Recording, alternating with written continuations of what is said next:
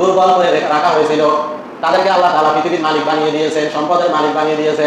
এরপরে আল্লাহ তাআলা পাপ মোচন করার জন্য 40 দিন বৃষ্টি এবং বন্যা দিয়েছেন।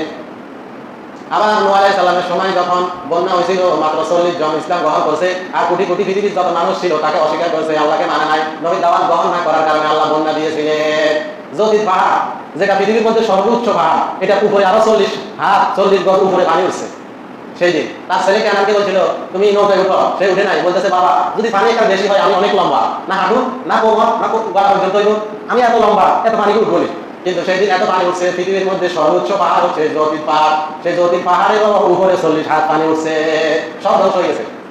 40 জোড়া মানুষ, 40 জন মানুষ, এবং প্রত্যেক যে প্রাণী তাদের থেকে জমা করা নৌকার মধ্যে নেওয়ার জন্য বলছিলেন, নূহ আলাইহিস সালাম নিয়েছেন। তার ছেলেকে বলছিলেন আল্লাহ আমার ছেলে মারা যাইতেছে, হাবুডুবু খাইতেছে বন্যার পানির ভিতরে। আল্লাহ বলতেছে লাইসা মিন আহলিক, খবরদার যদি তুমি তাকে বাঁচাইতে চেষ্টা করো, আমি তোমার